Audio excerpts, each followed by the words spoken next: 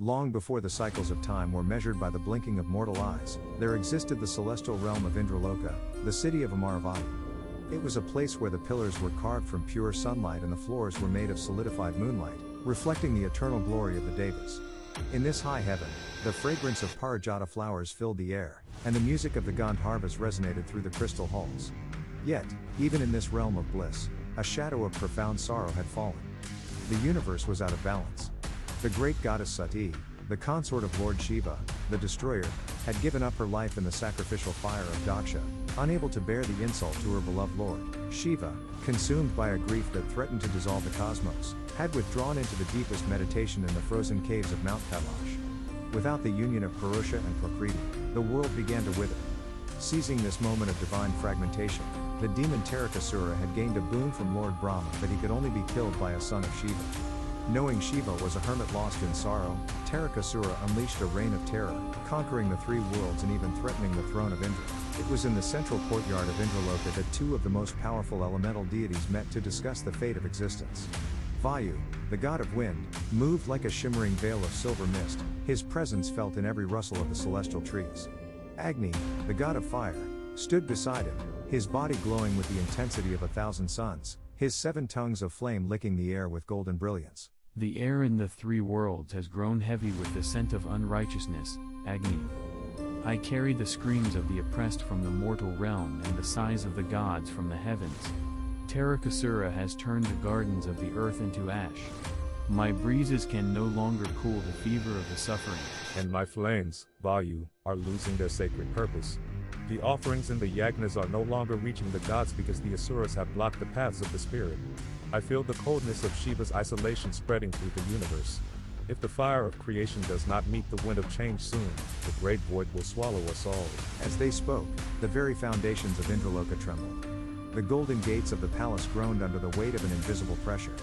Indra, the king of the gods, approached them, his countenance pale despite his jeweled crown. He looked toward his 2 greatest generals, the wind and the fire, seeking a spark of hope in the gathering darkness. Vayu, Agni, you are the witnesses of all deeds. You were there when Sati stepped into the flames. You saw the rage of Virabhadra. Tell me, is there any sign of the mother's return?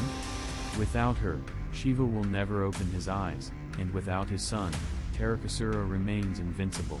Lord Indra, I have traveled to the furthest reaches of the Himalayan peaks. I have whispered into the ears of the mountain king, Himavat, and his queen, Meena. There is a presence growing there, a stillness that is louder than a storm. The earth herself is preparing a vessel. I have felt it too, Indra. In the hearts of the devout, in the hearts of the sages, a new warmth is flickering. Sati did not perish, she merely transformed. Her essence is returning, not as a victim of fire, but as the daughter of the mountains. She is Parvati, the one who will win the heart of the Mahadeva through the strength of her own tapas. The gods watched as the cosmic drama unfolded. In the mortal world, Parvati was born, her skin the color of the dark clouds, her eyes filled with the ancient wisdom of the Adi Shakti. As she grew, her heart was set on only one goal, to awaken the Lord of the Yogis. But the path was not easy. Shiva remained a pillar of stone, his mind fixed on the emptiness where Sati once stood. To assist the reunion, the god sent Kamadeva, the god of love, to strike Shiva with his flower arrows. But the plan backfired. Shiva, disturbed from his meditation, opened his third eye, and a beam of pure destruction incinerated Kamadeva into ashes. The gods in Indraloka gasped in horror as they felt the heat of Shiva's anger. The master has awakened, but not to love. He has awakened to fire. Agni, your brother of destruction has consumed the very concept of desire. How will Parvati reach him now? Love that is based on the body can be burned, Vayu. But the love of the soul is like the fire I carry, it only grows stronger when tested. Parvati must now perform a penance so great that it shakes the very seat of Shiva. We must support her, not with weapons, but with the elements themselves. For thousands of years, Parvati stood in the middle of 5 fires under the scorching sun, and in the freezing winters, she stood submerged in the icy waters of the Ganges. Vayu gentled his winds so as not to break her concentration, and Agni ensured that the heat of the sun did not wither her spirit. They watched with devotion as the princess of the mountains transformed into a yogini of unmatched power. Finally, the intensity of her devotion reached the heart of Shiva. He tested her in disguise, mocking his own form, his ash-smeared body, and his dwelling in the cremation grounds. But Parvati's love was unshakable.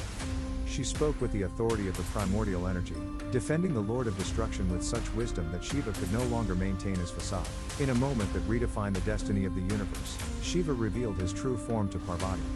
The void met the manifestation. The hermit became the householder. The marriage was announced, and all of Indraloka prepared for the greatest celebration in the history of time. Look, Vayu. The sky over Amaravati is turning to gold. The marriage procession is beginning. I shall be the witness at their wedding altar. I shall be the fire that binds their souls in the presence of the rishis. And I shall carry the fragrance of their union to every corner of the world. I shall blow the conch shells and ripple the banners of Indraloka. The balance is restored. The consort has returned, more powerful than before. The wedding was a spectacle of divine proportions. Lord Vishnu himself oversaw the rituals. Brahma recited the Vedas. The Asuras trembled in their dark caves, for they knew that from this union, a warrior would be born. And indeed, soon after, the cosmic energy of Shiva and Parvati was so immense that no womb could hold it. It was here that Agni and Vayu performed their most critical duty. The seed of Shiva, a spark of pure white heat, was entrusted to Agni. Even the god of fire found it difficult to carry such potency. Vayu, the weight of this divine light is more than I can bear.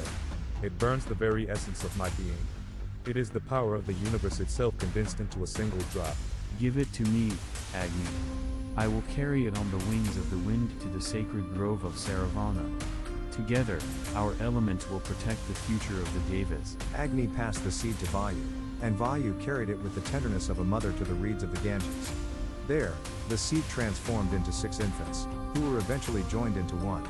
Kartikeya, the 6-headed commander of the celestial armies. The final battle against Tarakasura was a sight that even the oldest gods would remember for eons. Kartikeya, mounted on his peacock, led the armies of Indraloka. Vayu fanned the flames of the gods' courage, and Agni blazed within their weapons. Tarakasura, arrogant in his boon, laughed as he faced the young boy. Is this what the great Shiva has produced? A child to fight a conqueror of worlds.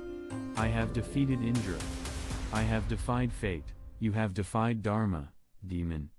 And Dharma has a way of returning through the heart of love. My mother's sacrifice and my father's silence have culminated in this moment. With a spear forged from the power of Parvati herself, Kartikeya pierced the heart of Tarakasura. The demon fell like a mountain crumbling into the sea. The darkness that had loomed over Indraloka for centuries vanished in an instant. The gods gathered in the assembly hall of Amaravati once more. Shiva and Parvati sat upon their throne, the perfect union of stillness and motion. The universe was whole.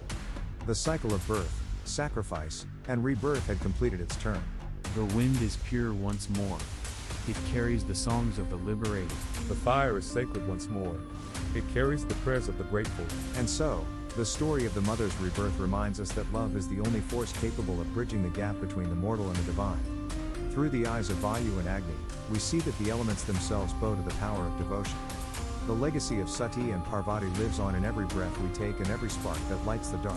If you felt the power of this ancient legend and wish to journey further into the mysteries of the gods, do not forget to like this video and subscribe to our channel. Share this tale of divine love and celestial war with those who seek the light of the Puranas. Until our next journey through the halls of Indraloka, may the grace of Mahadeva and Ma Parvati be with you. Discover how the eternal love between Shiva and Shakti transcends death, leading to the birth of Parvati and the eventual triumph of the celestial armies. Experience the mystery of the divine seed carried by fire and wind to create the ultimate warrior, Kartikeya, a journey through Hindu mythology filled with devotion, celestial battles, and the restoration of Dharma. This narrative captures the essence of the Puranas in a cinematic and epic storytelling format.